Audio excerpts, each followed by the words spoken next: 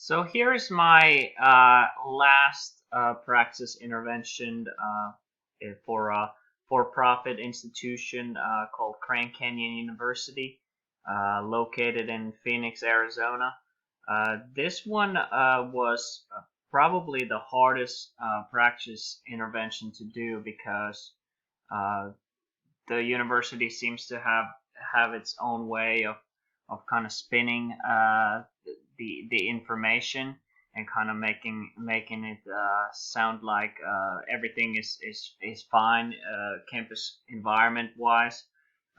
Also, for the university to be private and for profit, some of that information is kind of harder to find too. But I will try my best. So, a little bit about Grand Canyon University. So, it was established in 1949.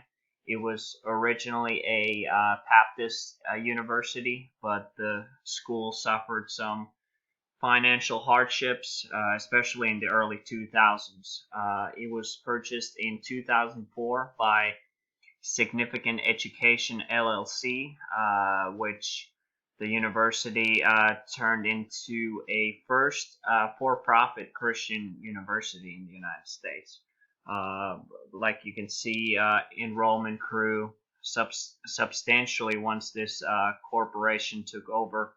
Um, in 2004, the school had just over 4,000 students, and the 2020 estimate by Data USA lists that GSU has 83,000 students. I would say the overall sort of image of the school is modern, with brand new technology and buildings. Sort of the image of newness is around kind of everywhere on in the institutional website. So my first praxis is relates to student retention. Uh, One of the facts that I was able to find, the school has a pretty low graduation rate. Only 32% of full-time first-time students seeking a bachelor's degree graduated within 6 years. However, it is positive that the rate has increased from 2008, which they were 28% back then. So the rate has gone up 6% in about 10 years. So better than nothing, I guess. Solutions. Um, I would increase personal interaction. According to Education Dive, a website, they had an unnamed college where one-third of students mentioned that they would have returned if they had a more interaction with their advisors to talk about possible problems related to their courses and overall plan. The bigger issue here might be that GCU is enrolling such a large number of students to kind of drive its profits. So I don't know if the university cares what the retention rate is with the high numbers. Second solution would be to retain qualified faculty and improve faculty-student relationship. Um, the Georgia State University was mentioned to have struggled to retain students, but more recently the school has been able to increase its graduation rate by 22%. The school credits this for having more one-on-one contact with faculty members, offering longer office hours, and learning communities, and kind of a recognition of any staff members who make students feel more welcomed. Um, then the third sort of solution would be to increase data analysis and interaction with high school chancellors. Um, the same website, Education Dive, mentioned a couple of universities, including Temple University and University of Massachusetts, who have used report cards to analyze and identify possible problem areas struggling students. So this could be beneficial to Grand Canyon as well.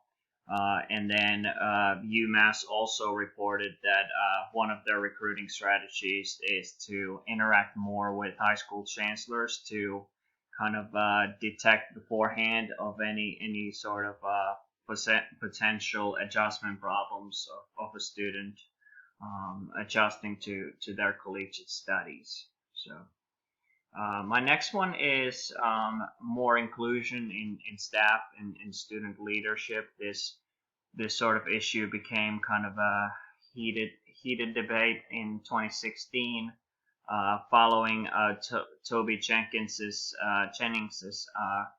comment. He made he's a GSU professor, and he basically got caught on videotape saying that members of Black Lives Matter should be hung. So this obviously got kind of the wheels in motion. The school has since developed a diversity committee made up of faculty, staff, and students. So most of my solutions are from the last chapter of creating campus cultures. One of the things that the book talked about was community of practice. What this means is bringing together multiple campus units to map out and evaluate which offices and programs offer support for multiple cultural students, sort of an evaluation. And then staff development. The book also mentioned about professional development, educating and informing professionals with sort of correct language and overall knowledge to personalize with minority students. And then the last thing also from the book was a multi-institutional approach where you share strategies and ideas with different institutions and increase opportunities for professional development and leadership positions for people of color. So this is sort of a bonus practice. I am not too familiar with sort of I guess business language, and I don't come from a business background, so I kind of hesitate. I was a little hesitant of putting this up, but basically one of the issues that number of sites talked about was sort of the overall integrity in recruitment practices at Grand Canyon. They have made some false promises of issuing federal loans. Basically, one of the website mentions that certain courses of study have additional program-specific requirements that some state licensing and certifying agencies require. And the school is facing possible fraud in recruitment. At least 3 students have sued the university for committing fraud for recruiting them with false promises that their degree, they promised that the degree would be valid, but it's not accredited in some states. Basically my solution. The book doesn't really talk about sort of integrity in detail, but just more honesty with recruitment strategies. Some of the websites talked about that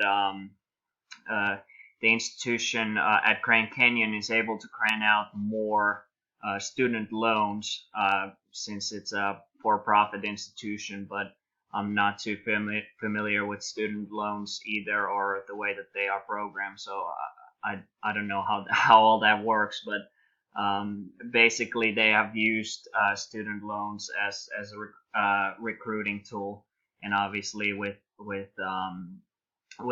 falsifying information, it's a serious topic, and hopefully they take a little more integrity with their recruiting of more students. But overall, it was fairly difficult to map out Grand Canyon and possible problems. So I'm hoping that I did all right.